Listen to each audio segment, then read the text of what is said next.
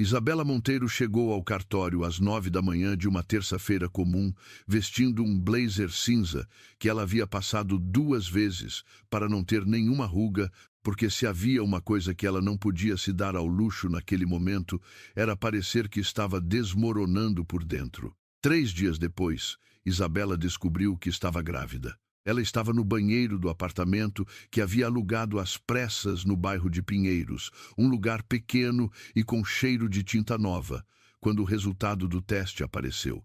2 traços. Ela ficou olhando para aqueles 2 traços por um tempo que ela não conseguiu medir depois, porque o tempo havia parado de funcionar de um modo normal assim que ela leu o resultado. Isabela estava na cozinha de casa fazendo jantar, enquanto Valentina desenhava na mesa da sala.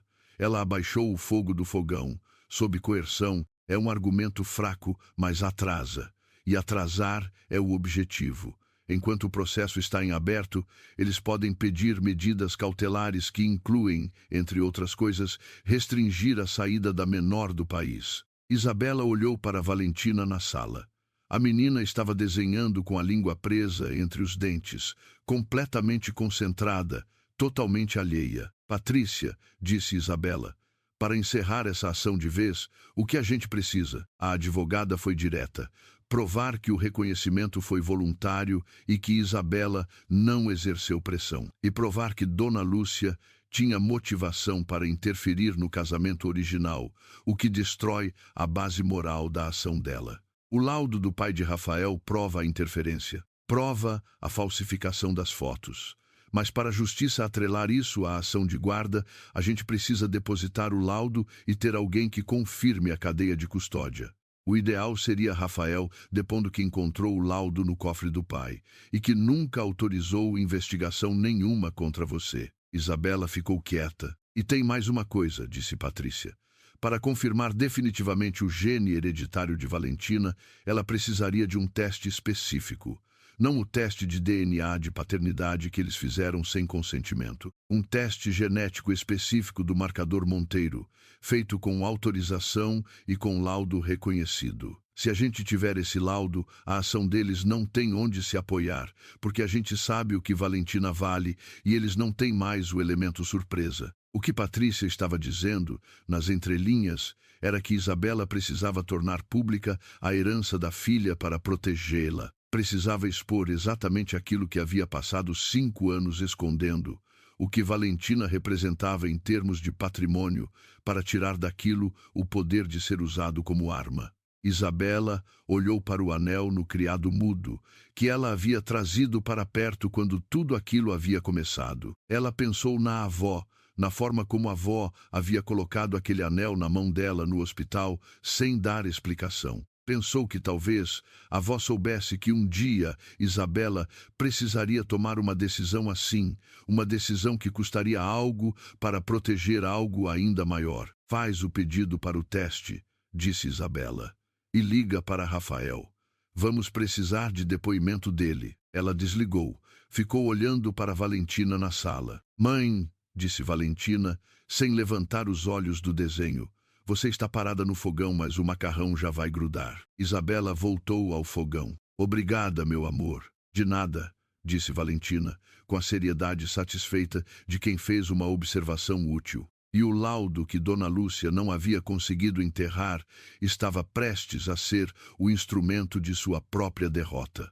A reunião aconteceu na sala de conferências do Ferreira Group numa quinta-feira de manhã cedo, com a cidade de São Paulo ainda se aquecendo lá fora e o sol entrando pelas janelas de vidro do 20º andar, de um jeito que tornava tudo muito claro demais, muito exposto, sem sombras convenientes onde se esconder. Dona Lúcia chegou com o advogado dela, Dr. Cardoso, homem de 50 e tantos anos, com cabelo grisalho e a postura de quem é pago, para não demonstrar surpresa.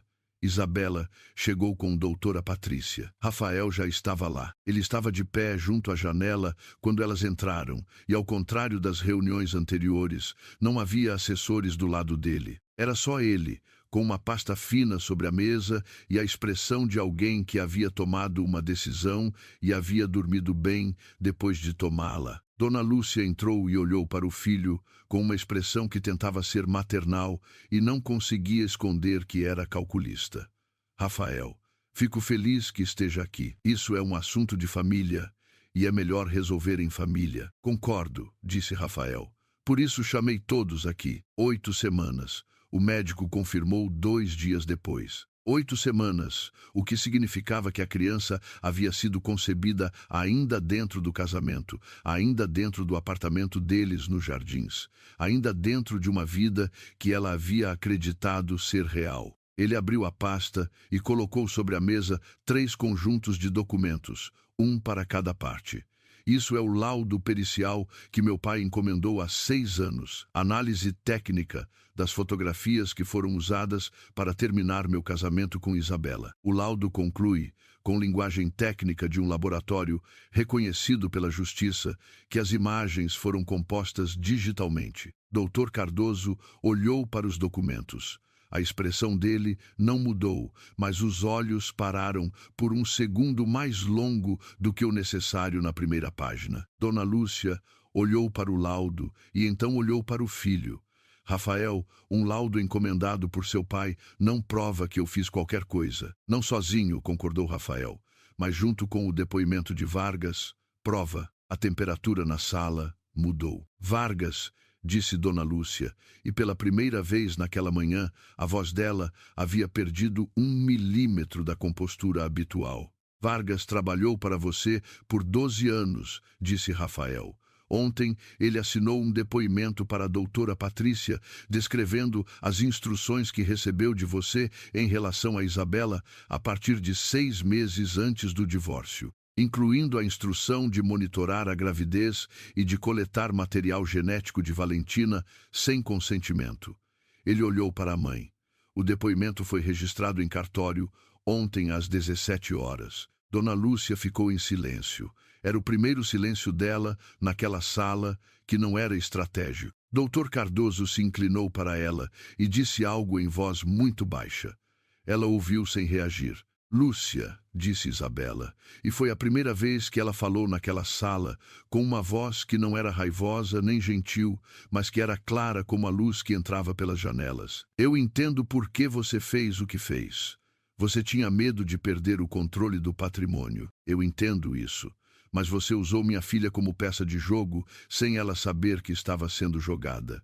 E isso eu não vou deixar passar. Dona Lúcia olhou para ela. E foi um olhar diferente do que todos os olhares que ela havia dado a Isabela ao longo dos anos, porque desta vez Isabela estava do lado do tabuleiro que tinha as peças, e Dona Lúcia sabia disso. O que você quer? Disse Dona Lúcia. E a pergunta era direta, porque ela sempre havia sido uma mulher que, quando percebia que havia perdido a batalha, preferia negociar os termos da rendição em vez de perder tempo negando a derrota. Quero a retirada da ação de guarda, completa, sem recursos. Isabela abriu sua própria pasta. Em troca, não vou processar criminalmente pela coleta de material genético sem consentimento, que é crime previsto no Código Penal. E não vou pedir indenização pelos 5 anos de criança que Valentina e o pai dela perderam por culpa de uma falsificação que você encomendou. Havia uma pausa. Você tem até o fim desta reunião para decidir. Dr. Cardoso olhou para Dona Lúcia. Ela olhou para Rafael. Rafael não disse nada. Não era necessário. O fato de ele estar do lado da mesa, onde estava, dizia tudo o que precisava ser dito. Dona Lúcia pegou a caneta que estava sobre a mesa dela. Assinou o documento de retirada da ação que doutora Patrícia havia preparado com uma antecedência que agora se revelava perfeitamente calculada. A mão dela não tremia. Pessoas como ela não tremem quando assinam. Mas o gesto tinha um peso que todos na sala sentiram. Ela entregou a caneta ao advogado, que assinou como testemunha. Fechou a pasta. Se levantou. Isabela sentou na maca do consultório com o papel do exame de ultrassom nas mãos e pensou em Rafael. Não com ódio, apesar de que o ódio seria mais fácil de carregar do que o que ela sentia de verdade, que era algo mais parecido com tristeza e vergonha misturadas numa proporção que ela ainda não havia aprendido a nomear. Ela pensou nele e pensou no envelope de fotografias que havia chegado à porta de casa, com o nome dela escrito à mão. Na porta, ela parou, não para dizer mais nada. Apenas parou por um segundo, como alguém que está saindo de um lugar pela última vez e sabe disso. Então saiu. Doutora Patrícia ficou mais 30 minutos finalizando os documentos. Quando saiu, deu um aperto de mão a Isabela e disse apenas: "Foi bem feito", que era o maior elogio que ela costumava dar. Isabela ficou na sala de conferências. Rafael também ficou. Eles ficaram em silêncio por um momento depois que todos saíram. Com a cidade lá fora e o sol já mais alto, aquela luz de meio-dia que não tem romantismo nenhum, mas tem uma honestidade que a luz do começo da manhã não tem. "E agora?", disse Rafael. Isabela pensou na pergunta. Era uma pergunta pequena com muita coisa dentro. "Agora, a ação foi retirada", disse ela. "E o processo do gene hereditário vai para a justiça de família por via normal, sem interferência de ninguém. Não era isso que eu estava perguntando." Ela sabia. "Rafael, eu sei que você fez a coisa certa hoje. Eu sei que custou." Ela o olhou. "Mas fazer a coisa certa uma vez não desfaz 5 anos. Eu sei disso. Valentina precisa conhecer você. Devagar, do jeito dela." Isabela cruzou os braços levemente, não de defesa, mas do jeito de quem está segurando algo que ainda é frágil. "Ela já perguntou se você vai aparecer de vez em quando ou se vai ficar. Ela tem 4 anos e já faz as perguntas certas." Rafael quase sorriu. Não chegou a sorrir, mas havia algo no canto da boca. "Ela é assim?" "Ela é exatamente assim." "De quem ela puxou?" "Das duas partes", disse Isabela. E havia algo nessa resposta que era a coisa mais honesta que ela havia dito a ele em muito tempo. Mas antes que qualquer coisa pudesse avançar, a justiça se lembrou de existir. Doutora Patrícia ligou na tarde seguinte com uma notícia que transformou o alívio do dia anterior em algo mais complicado.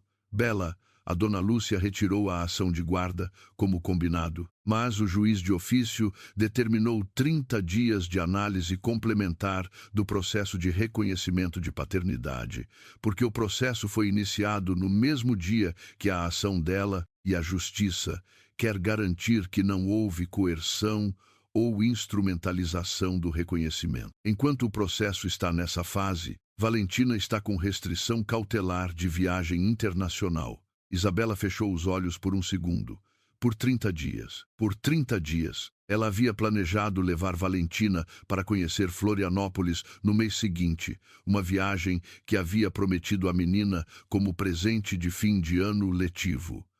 Não era o fim do mundo, mas era o tipo de coisa que lembrava a Isabela que a justiça tem seu próprio ritmo, independente do ritmo das pessoas que vivem dentro dos processos. "E a solução mais rápida?", perguntou Isabela. "Para o juiz encerrar a análise antes dos 30 dias, ele precisaria de uma declaração conjunta de pai e mãe, confirmando que o reconhecimento foi voluntário e que há um acordo parental vigente ou em construção. Quanto mais detalhado e claro for o acordo, mais rápido ele encerra." Isabela ficou quieta. "Isso significa sentar com Rafael e escrever um acordo parental", disse Patrícia. "Não precisa ser perfeito, precisa ser honesto." Isabela olhou para a agenda na parede da cozinha, onde havia colado, em letras de cartolina, que Valentina havia ajudado a decorar, a foto da praia de Florianópolis, que elas pretendiam visitar. "Eu falo com ele." Ela falou com Rafael naquela mesma tarde por telefone. Explicou a situação. Ele não hesitou.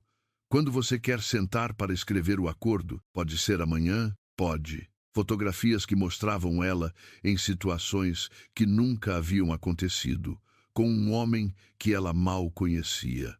Ela havia tentado explicar. Rafael havia escutado, havia olhado para ela com aquela expressão que ela detestava, aquela expressão de alguém que já havia decidido e estava apenas esperando a outra pessoa parar de falar. E havia dito: "Minha mãe me mostrou as fotos há 2 meses. Eu tentei não acreditar. Mas as fotos são claras, Isabela." E então, porque havia uma pausa e porque Rafael havia aprendido com o custo de não dizer as coisas quando deveria, Isabela, a viagem de Valentina para Florianópolis. Você havia prometido a ela? Ela pausou. Como você sabe, ela desenhou uma praia hoje de manhã durante a visita que você permitiu.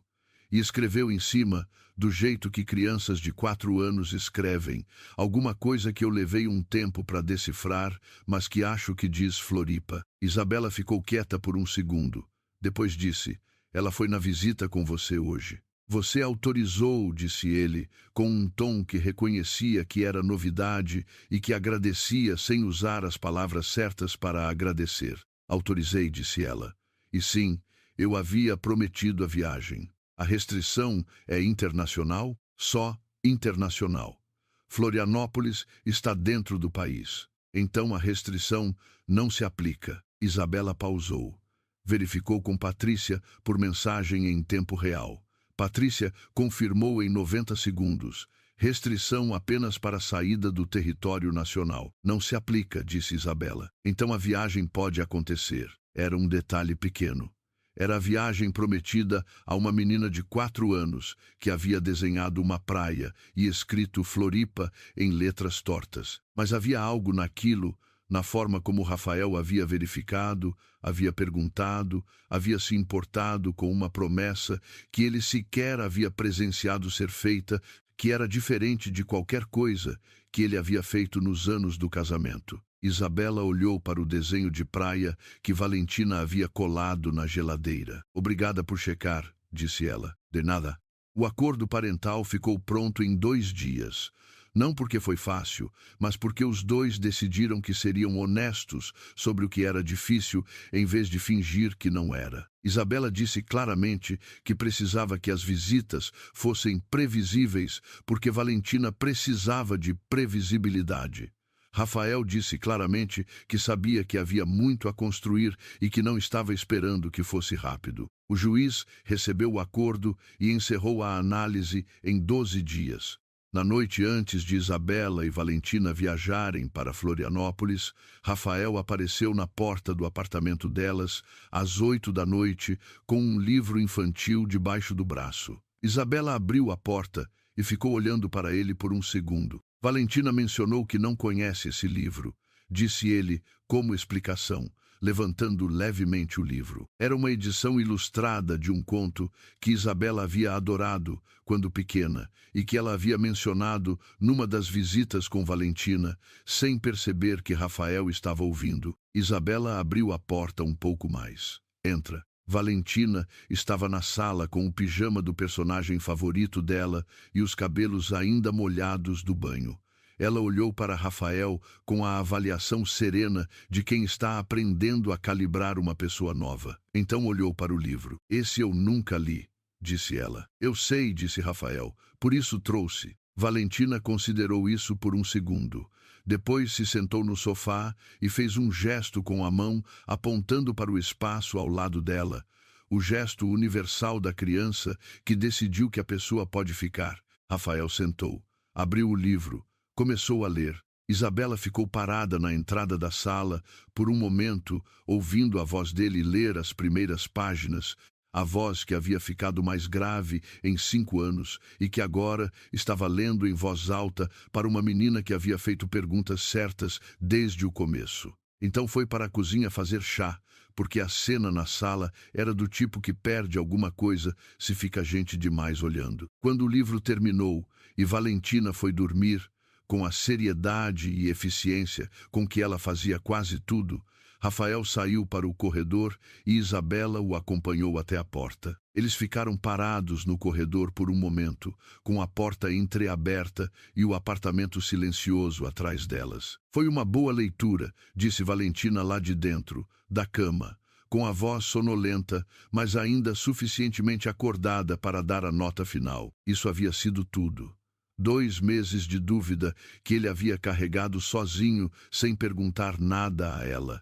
E então, uma sentença. Isabela dobrou o papel do ultrassom com cuidado, colocou dentro da bolsa e tomou uma decisão que ela sabia que mudaria tudo o que viria a seguir. Ela não ia contar a Rafael. Rafael e Isabela se entreolharam. E houve algo naquele olhar que era diferente de todos os olhares anteriores, porque não havia mais nada escondido dentro dele, nenhum mal-entendido, nenhuma mágoa que ainda não tinha sido dita, nenhuma fotografia falsa entre eles.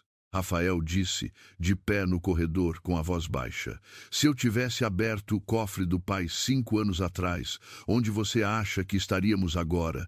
Isabela encostou levemente no batente da porta. Pensou na pergunta de verdade, sem se apressar para responder, lá com a resposta segura.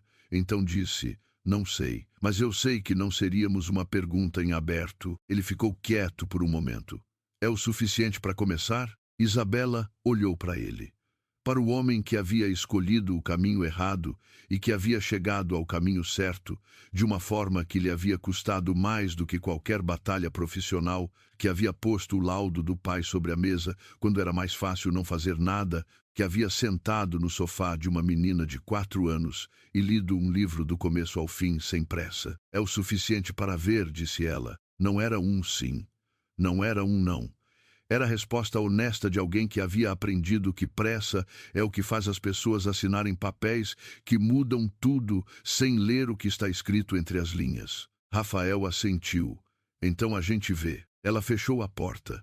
Foi até o quarto de Valentina, que já dormia com a expressão tranquila de quem não carrega pesos que não são seus ainda.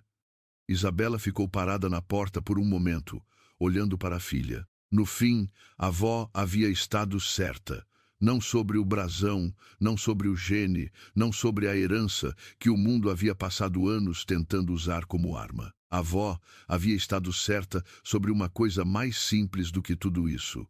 Que um dia Isabela entenderia o que valia a pena guardar. 6 semanas depois, o processo de reconhecimento de paternidade foi encerrado definitivamente.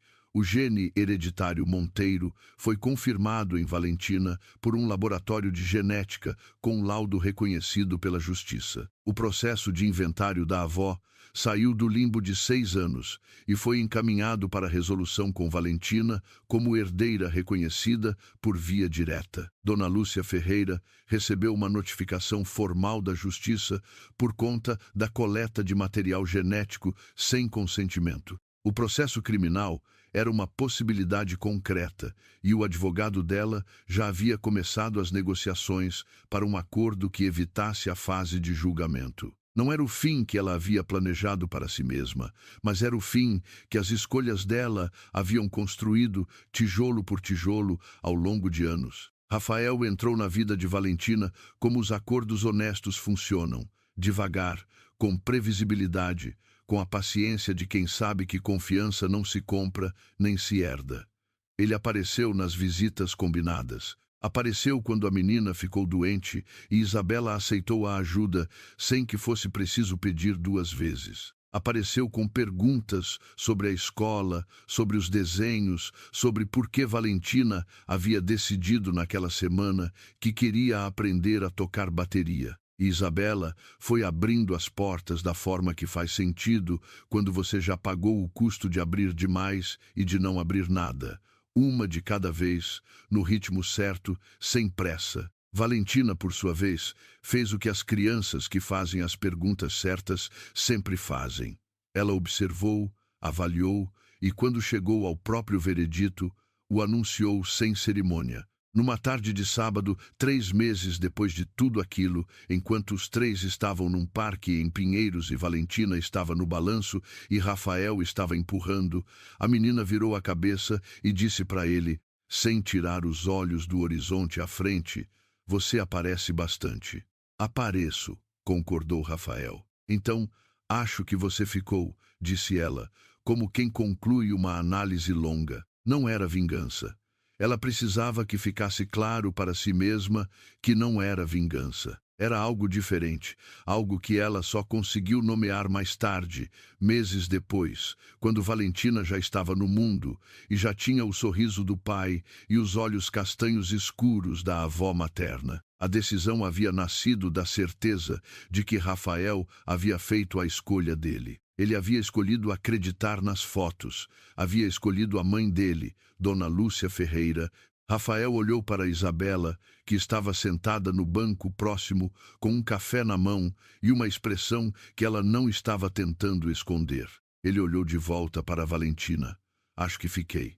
Valentina assentiu com a cabeça, satisfeita com a confirmação, e pediu para ir mais alto no balanço. Mulher de 62 anos, com um sorriso sempre 10% mais apertado do que o necessário.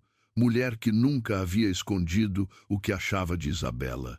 Havia escolhido a sentença fácil, e Isabela havia aprendido, da maneira mais dura possível, que as pessoas mostram quem são quando o custo de ser honesto é alto. O que ela não sabia, enquanto saía do consultório médico naquele dia, era que havia uma terceira pessoa que também já sabia do bebê. Dona Lúcia Ferreira havia mandado seu homem de confiança, um investigador chamado Vargas, acompanhar Isabela desde o dia do divórcio.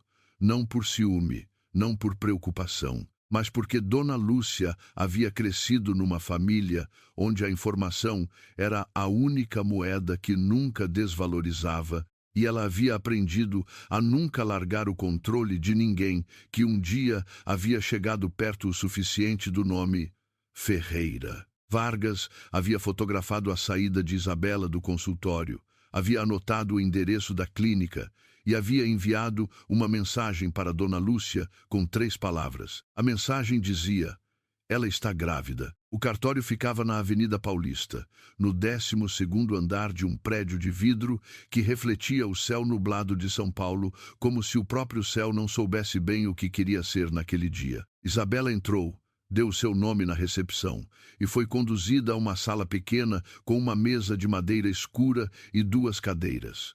Ela se sentou na da esquerda. A cadeira da direita ficou vazia. Rafael não veio. Dona Lúcia leu a mensagem no terraço do apartamento dela, no Itaim Bibi, com uma xícara de café nas mãos e o horizonte de São Paulo se espalhando à frente como um mapa que ela conhecia de cor. Ela ficou olhando para o jardim por um longo momento. Então pegou o telefone de volta e digitou para Vargas. Descubra de quem é o filho. Ela já sabia a resposta. Ela só precisava do papel. Na bolsa de Isabela, dentro do apartamento pequeno em Pinheiros, havia um objeto que Dona Lúcia ainda não sabia que existia. Um anel simples, de ouro envelhecido, com um brasão entalhado na face superior. O brasão da família Monteiro. A avó materna de Isabela, mulher que havia morrido 6 meses antes do casamento, havia colocado o anel na mão de Isabela no hospital e dito apenas: guarde. Um dia você vai entender por quê. Isabela havia guardado, sem entender. Mas o dia de entender estava chegando, ainda que ele fosse levar 5 anos para bater na porta. 5 anos não são suficientes para apagar uma pessoa da memória, mas são suficientes para ensinar lá a ocupar um espaço diferente, um espaço menor e mais administrável, como móveis que você move para o canto do quarto porque não cabe mais no centro, mas você também não consegue jogar fora. Isabela havia transformado os 5 anos em trabalho. Havia terminado o mestrado em arquitetura. Havia aberto um escritório pequeno na Vila Madalena com uma sócia, Camila, que era expansiva e barulhenta de um modo que contrabalançava o silêncio em que Isabela havia aprendido a viver. Havia construído uma carteira de clientes que pagavam bem, havia ganhado um prêmio regional de design sustentável e havia criado Valentina com a ajuda de sua mãe, Dona Helena, que havia se mudado de Campinas para São Paulo sem que Isabela precisasse pedir. Valentina tinha 4 anos e meio e a testa de Rafael. Isabela havia aprendido a olhar para isso sem que o peito dosse, ou pelo menos havia aprendido a esconder a dor com uma eficiência que ela mesma admirava às vezes. A menina era brilhante. Era o tipo de criança que pergunta o porquê de tudo e que não aceita porque sim como resposta, que desmonta os brinquedos para ver como funcionam e nem sempre os remonta, que aprende palavras novas como se estivesse colecionando tesouros. A creche havia sugerido uma avaliação especial. O pediatra havia usado a palavra superdotada com um sorriso. Isabela havia levado para casa o relatório e ficado olhando para ele na cozinha enquanto Valentina dormia, sentindo algo que era ao mesmo tempo orgulho e um medo difuso e constante. O tipo de medo que os pais conhecem bem, mas raramente conseguem descrever com exatidão. A ligação de Camila chegou numa segunda-feira de manhã, enquanto Isabela estava revisando as plantas de um projeto em Moema. Bela, me faz um favor e não surta, disse Camila, e Isabela soube imediatamente que a notícia seria ruim. Fala. A licitação da Torre Lumiar. Você sabe que a gente estava concorrendo com mais 3 escritórios. Zay. Um deles é o Ferreira Group. O advogado dele, um homem chamado Dr. Henrique Bastos, apareceu no lugar dele. Traje escuro, pasta de couro, expressão de alguém que já havia feito aquilo tantas vezes que havia parado de sentir qualquer coisa a respeito. Ele abriu a pasta, organizou os documentos sobre a mesa e empurrou o conjunto de papéis em direção a Isabela com a pontinha dos dedos, como se fossem apenas formulários de banco. Isabela pausou, colocou o lápis sobre a mesa com cuidado. O Ferreira Group é uma construtora. Eles não fazem projeto arquitetônico. Eles contrataram um escritório de arquitetura. E o contrato prevê que vencedor e segundo colocado colaborem nas fases de aprovação ambiental, porque a legislação exige 2 responsáveis técnicos de especialidades diferentes. Camila fez uma pausa. A gente ficou em primeiro, eles ficaram em segundo. Isabela ficou quieta por um momento. Pela janela do escritório, São Paulo seguia seu ritmo habitual, barulhento e indiferente como sempre. Quando começa, ela perguntou. Reunião de apresentação na semana que vem. Quinta-feira, 14h, no escritório deles, na Faria Lima. Isabela anotou a data no caderno.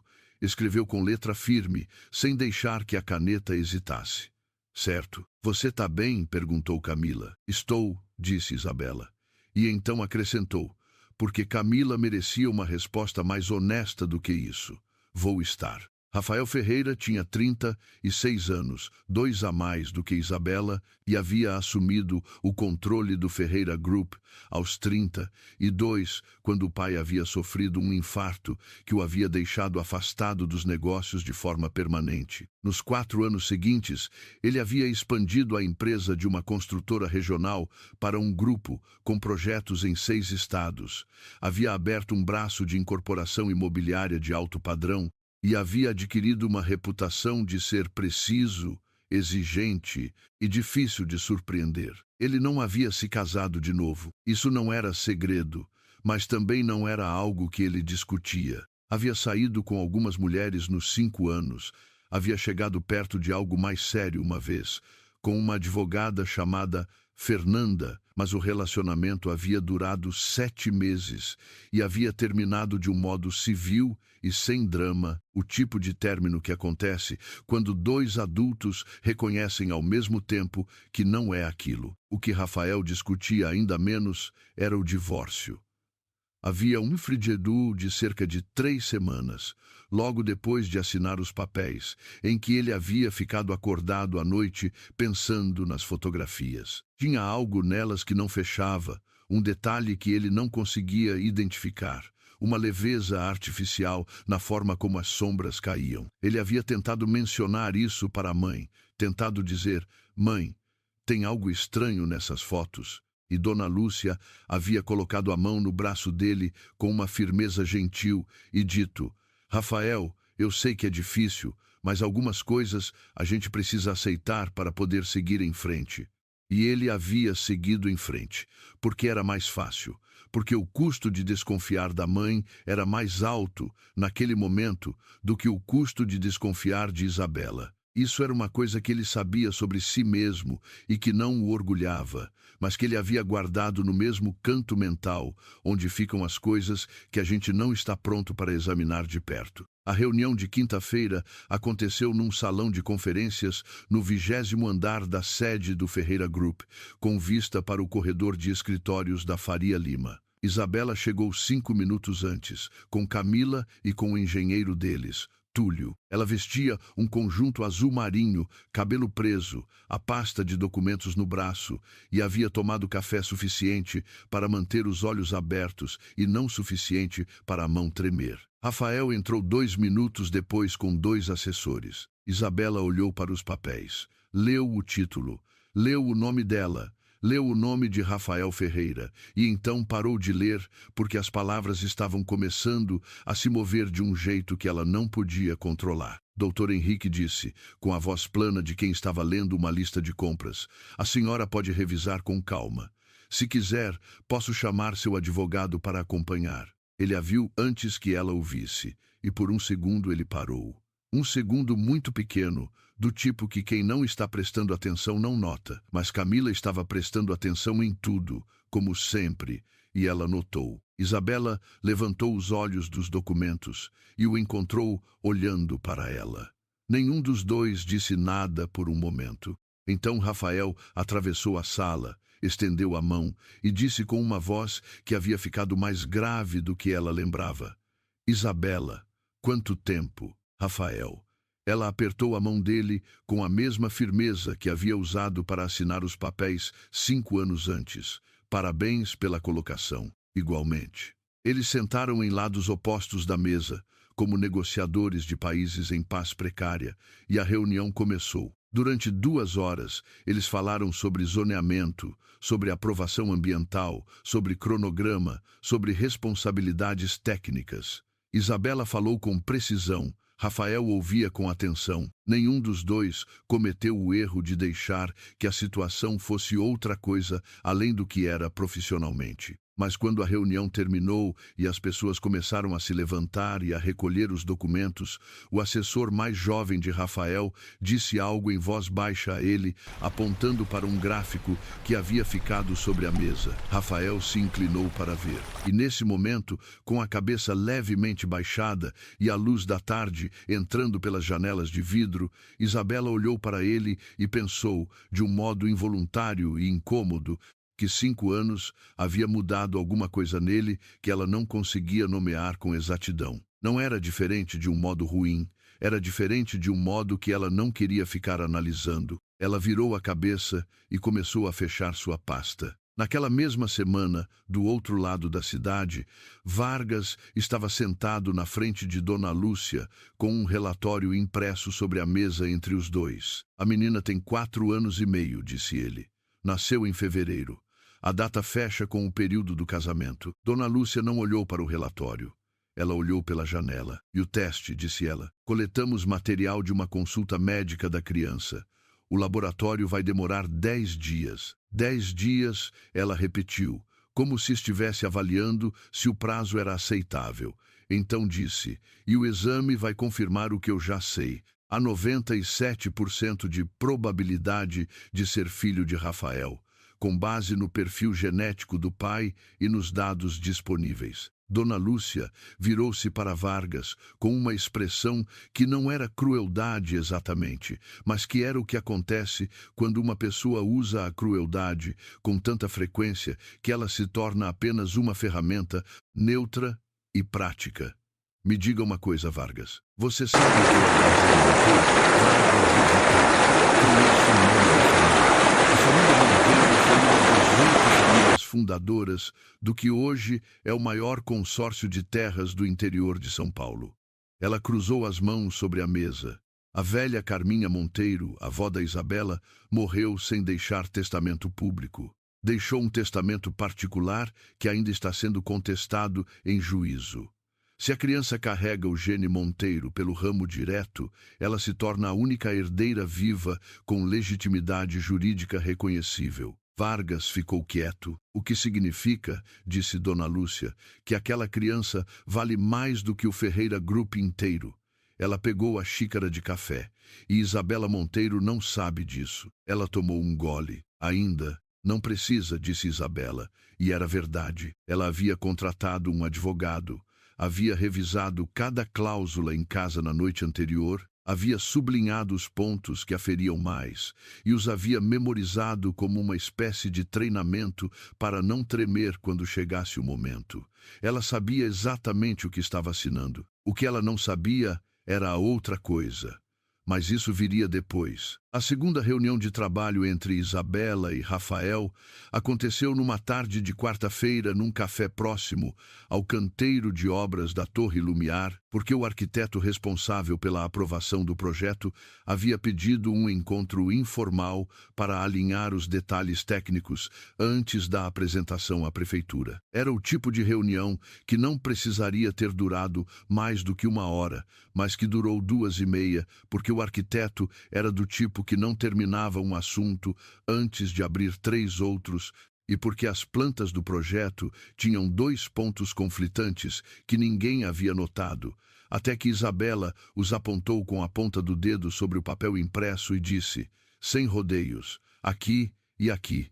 Se a gente não resolver antes de protocolar, a prefeitura vai devolver. Rafael olhou para os 2 pontos, olhou para ela. Quanto tempo para corrigir? 2 dias se trabalharmos juntos. Ele concordou com um aceno. E então, porque o arquiteto havia saído para atender uma ligação e porque havia uma pausa que não tinha nada para preencher, lá além de café e silêncio, Rafael disse, você está bem? Não era a pergunta que ela esperava. Isabela levantou os olhos dos documentos. Estou, eu pergunto por quê. Ele começou, e então parou, como se estivesse escolhendo as palavras com mais cuidado do que o habitual. Porque sei que esta situação não é simples. Nenhum projeto é simples. Não era sobre o projeto. Isabela fechou a pasta. Olhou para ele com a expressão que ela havia aperfeiçoado nos 5 anos anteriores. A expressão que dizia que ela estava presente e atenta, mas que não havia ponto de entrada por aquele caminho. Rafael, a gente é profissional o suficiente para fazer isso funcionar. Não precisa ser mais do que isso. Ele olhou para ela por um momento. Certo, disse ele. E não insistiu. Mas quando o arquiteto voltou e a conversa retomou seu ritmo técnico, Isabela notou que Rafael estava com algo diferente no jeito de olhar. Não para ela, mas de um modo geral, como alguém que havia começado a se lembrar de uma pergunta que havia parado de fazer e estava incerto se queria a resposta. A situação mudou numa tarde em que Isabela havia levado Valentina ao escritório. Não era hábito, mas a creche havia fechado mais cedo por conta de uma manutenção. Dona Helena estava em Campinas naquela semana, visitando uma prima, e Camila havia julgado que trazer uma criança de 4 anos para o escritório por 2 horas era perfeitamente gerenciável. Ela fica aqui comigo vendo desenho no tablet. Camila havia dito ao telefone com a lógica implacável de alguém que não tem filhos, mas confia demais nas crianças em geral. O problema foi que Valentina não queria ficar com Camila vendo desenho. Valentina queria ver o que a mãe estava fazendo. Isabela estava numa videoconferência com um cliente quando ouviu passos pequenos e rápidos no corredor e depois a voz de Valentina do lado de fora da porta fechada dizendo, com clareza e sem cerimônia, mamãe, o tablet, acabou a bateria. Isabela colocou o cliente em espera, abriu a porta e encontrou Valentina parada no corredor com o tablet descarregado nas mãos e uma expressão que combinava impaciência com genuíno interesse pelo que estava acontecendo dentro da sala. Isabela pegou o tablet, disse baixinho, fica com Camila. Meu amor, já termino. E estava prestes a fechar a porta quando ouviu a voz de Rafael. Ele havia chegado 20 minutos antes do horário combinado para revisar as plantas corrigidas. Como Camila depois confirmou que havia esquecido de avisar Isabela e estava na sala de reuniões quando Valentina passou pelo corredor. Mas Valentina, com a lógica direta de uma criança de 4 anos que vê uma sala com a porta aberta, havia entrado. Dr. Henrique apontou para a primeira linha de assinatura. Isabela pegou a caneta que estava sobre a mesa e por um segundo, apenas um segundo, ela pousou a ponta da caneta no papel sem escrever nada. Não porque estivesse hesitando, era porque ela queria lembrar daquele momento com exatidão, queria guardar a sensação de como era existir naquele meio segundo entre ter algo e não ter mais. Então ela assinou. Quando Isabela chegou à sala de reuniões, Valentina estava de pé perto da janela, olhando para o horizonte de São Paulo com as duas mãos na vidraça, e Rafael estava parado a 2 metros dela, completamente imóvel, com uma expressão no rosto que Isabela nunca havia visto nele antes. Era a expressão de alguém que havia acabado de ver algo que reorganizava tudo o que ele pensava que sabia. Valentina virou-se e olhou para ele com a seriedade avaliadora que era característica dela. "Você trabalha aqui?" perguntou ela. Rafael não respondeu imediatamente. Ele estava olhando para a menina de um modo que Isabela reconheceu, porque era o mesmo modo como ela mesma olhava para Valentina às vezes, procurando os traços, os detalhes, a testa, a linha do queixo, e no rosto de Rafael havia a confirmação do que Isabela havia sabido desde o momento em que segurou a menina nos braços pela primeira vez no hospital. Valentina. Isabela entrou na sala. Sua voz saiu controlada, mas ela sentiu o peito apertar de um modo que não havia sentido em 5 anos. "Vem com a mamãe." A menina obedeceu, pegando a mão de Isabela sem deixar de olhar para Rafael. Houve entre eles um segundo de comunicação completamente silenciosa. O tipo de segundo que só acontece entre pessoas que um dia se conheceram bem o suficiente para saber o que o outro está pensando sem que ele precise falar. Isabela levou Valentina de volta a Camila. Voltou para a sala de reuniões. Fechou a porta. Rafael estava de pé, junto à janela agora, de costas para ela. Rafael, ele não se virou imediatamente. Quando se virou, o rosto havia recuperado algo da compostura habitual, mas havia algo nos olhos, algo bastante fundo, quase sem fundo, que ela não havia visto nele antes. "Quantos anos ela tem?" perguntou ele. Rafael, não é a hora, nem o lugar. "Quantos anos?" Isabela, 4. Ela o olhou. 4 anos e 4 meses. Ele ficou quieto. Ela viu ele fazendo a conta. Viu o momento em que a conta fechou. "Você sabia quando assinou?" "Não." E era a verdade. Descobri 3 dias depois. Ele ficou olhando para ela por um longo momento. A tarde entrava pela janela, aquela luz dourada e difusa de São Paulo no começo da tarde, e Rafael Ferreira, homem que havia construído um grupo empresarial do zero, homem que havia aprendido a não ser surpreendido por nada, ficou parado com aquela luz no rosto, parecendo um homem que estava segurando um chão que havia começado a se mover sob os pés. "Por que você não me disse?" disse ele, e a voz havia mudado, havia ficado mais baixa, mais áspera, do modo como as vozes ficam quando a pergunta embaixo da pergunta é muito maior. Isabela escolheu as palavras com cuidado, como havia escolhido cada palavra relacionada a ele nos últimos 5 anos. "Porque você acreditou nas fotos." Ele não respondeu a isso, e o silêncio dele era uma resposta. Naquela noite, Rafael foi ao cofre da sala de reuniões particulares que havia sido do pai antes de ser dele. Havia algo que ele havia colocado lá 3 meses depois do divórcio e nunca mais havia aberto. Um envelope pardo, fechado, com a letra da assistente pessoal do pai, escrita no verso. Dentro havia uma memória de computador que o pai havia mandado guardar antes do infarto, sem explicação, apenas com uma nota que dizia: "Para quando você estiver pronto", e assinou de novo, na 2ª linha, e na 3ª. Cada assinatura um pouco mais firme que a anterior, porque Isabela Monteiro havia decidido, em algum ponto, entre receber o envelope com as fotografias falsas e chegar naquele cartório, que se ela ia perder de pé. Rafael havia decidido 3 meses depois do divórcio que nunca estaria pronto para abrir aquilo. Havia colocado no cofre e havia esquecido de forma deliberada. Agora ele sentou à mesa, colocou a memória no computador e abriu. Havia um único arquivo, uma pasta de fotografias, mas não eram as fotos que ele havia recebido no envelope. Eram outras fotos, fotos dos bastidores, fotografias técnicas com metadados e 2 documentos em PDF que continham análise pericial de imagem digital. O primeiro documento tinha data de 6 semanas antes do divórcio. Rafael leu. Leu devagar, linha por linha, como alguém que precisa ter certeza de que está entendendo corretamente cada palavra antes de passar para a próxima. E quando terminou de ler, ficou sentado no silêncio do escritório, com a mão sobre a mesa e os olhos parados no último parágrafo. O laudo concluía, com linguagem técnica e precisa, que as fotografias apresentadas como prova de infidelidade haviam sido compostas digitalmente.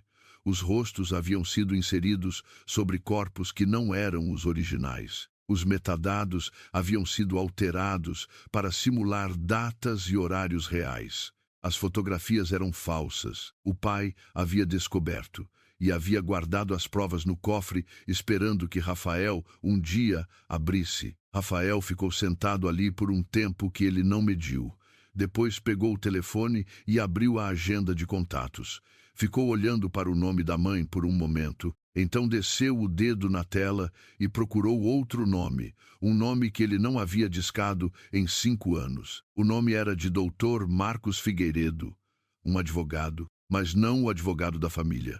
Camila ligou para Isabela às 11 da noite. Bela, eu sei que é tarde, mas você precisa saber agora. A voz dela estava diferente, tensa, de um modo que Camila raramente ficava. Recebi uma ligação do escritório de advocacia que representa a dona Lúcia Ferreira. Eles vão protocolar uma ação na justiça. Ação de reconhecimento de paternidade e disputa de guarda. Isabela estava deitada, mas não dormia. Ela sentou na cama no escuro. Quando? A ligação foi de cortesia, para dar aviso prévio. Eles protocolam amanhã. Isabela olhou para a porta fechada do quarto de Valentina, no fim do corredor, onde uma faixa de luz suave do abajur da menina escapava por baixo. Eles não têm como provar a paternidade sem o meu consentimento ou o de Rafael. Bela, disse Camila, com uma gentileza que era mais assustadora do que se ela tivesse gritado. Eles já têm o teste de DNA.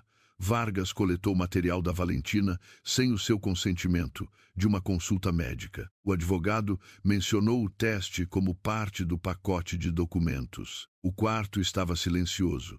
Isabela sentiu algo endurecer dentro dela, não com raiva, porque a raiva vem rápida e vai embora rápido, mas com algo mais frio e mais permanente do que raiva, algo que ficaria. E Rafael sabe disso? Não sei, mas Bela, tem outra coisa. Camila respirou. O advogado mencionou direitos hereditários do menor. Não eram palavras aleatórias. Eles sabem de alguma coisa que a gente não sabe. Isabela olhou para o anel no criado mudo. O anel de ouro da avó, com o brasão Monteiro entalhado. E pela primeira vez, desde que a avó havia colocado aquilo na mão dela no hospital, ela sentiu que talvez estivesse na hora de descobrir o que a avó havia querido dizer com um dia. Você vai entender. Na manhã seguinte, Rafael chegou ao escritório de Isabela às 8 horas, antes de qualquer reunião agendada, antes de Camila, antes até do sol entrar de cheio pelas janelas da Vila Madalena. Havia ligado para Isabela às 7h40 e ela havia atendido no segundo toque, como quem não havia dormido, e dito apenas: "Eu sei por que você está ligando. Venha." Doutor Henrique recolheu os papéis. "Processaremos tudo ainda esta semana", disse ele, e então acrescentou, quase como uma formalidade: "A senhora notou que o acordo não inclui cláusula sobre dependentes futuros? É um item padrão que alguns casais preferem incluir por precaução." Isabela olhou para ele. "Não há dependentes." "Claro", disse ele, e fechou a pasta. Ele entrou com 2 cafés descartáveis e uma expressão que Isabela nunca havia visto nele antes. Não era o Rafael controlado das reuniões de negócios. Não era o Rafael frio do dia do divórcio. Era um homem que havia passado a noite acordado com um laudo pericial aberto na frente e havia chegado do outro lado de uma linha que não tinha volta. Ele colocou o café na mesa dela, sentou na cadeira do outro lado e disse, sem preâmbulo, sem a armadura habitual: "As fotos eram falsas." Oisai, meu pai sabia. Ele tinha o laudo pericial e guardou. A voz de Rafael não estava raivosa. Estava num registro que era mais difícil de ouvir do que raiva. Estava pesada. Eu não abri o cofre em 5 anos. Rafael, eu deveria ter investigado. Ele olhou para ela.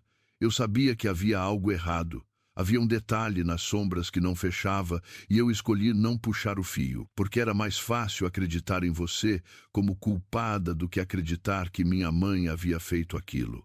Isabela ficou quieta. Eu sei que um pedido de desculpa não resolve nada, disse ele. Não é o que estou aqui para fazer. Estou aqui porque minha mãe está movendo uma ação judicial contra você, envolvendo minha filha. E eu preciso que você me diga o que você quer que eu faça. Isabela olhou para ele por um longo momento e então disse: sua mãe não está interessada em Valentina. Ela está interessada no Gene Monteiro. Rafael franziu levemente a testa. O que é o Gene Monteiro? Isabela abriu a gaveta da mesa e colocou sobre ela 2 documentos. Um era o anel de ouro da avó, que ela havia colocado dentro de um envelope de papel craft. O outro era uma pasta fina que ela havia montado na noite anterior com a ajuda de uma advogada especializada em direito hereditário que Camila havia encontrado com uma agilidade impressionante dado o horário. Minha avó materna era a última descendente direta da linhagem Monteiro original. Ela morreu sem deixar testamento público, mas deixou um particular que está em disputa há 6 anos porque a família colateral contestou a autenticidade. Isabela abriu a pasta. A advogada encontrou ontem à noite um artigo genético publicado em 2018 por um laboratório de São Paulo. O consórcio de terras Monteiro incluiu no estatuto original, em 1942, uma cláusula de reconhecimento hereditário baseada em gene marcador. É arcaico, é incomum, mas é juridicamente válido porque nunca foi revogado. Rafael olhou para a pasta. E Valentina carrega esse gene. Se Valentina for testada e o gene for confirmado, ela se torna herdeira única reconhecível por via direta. Isabela fechou a pasta. Sua mãe sabe disso. Ela encomendou o teste de DNA de Valentina justamente para confirmar a paternidade, que abre a porta para acionar o reconhecimento hereditário que ela poderia usar para controlar o patrimônio Monteiro através da guarda da criança. O silêncio que se seguiu foi do tipo que tem peso. Ela não quer Valentina, disse Rafael. Não, ela quer o patrimônio, e Valentina é essa chave. Rafael ficou olhando para o anel no envelope. Depois olhou para Isabela. O que você precisa? Preciso que você assine como pai reconhecido antes que ela protocole. Se você entra voluntariamente como pai, a ação de guarda dela perde a base legal principal, porque ela precisaria da sua concordância para ser tutora de uma criança que tem pai presente e mãe presente. Isabela respirou. Mas isso significa que você entra na vida de Valentina como pai, não como uma manobra jurídica, como pai. Ele não hesitou. Eu sei o que significa. Rafael, você viu ela uma vez por 2 minutos. Eu sei.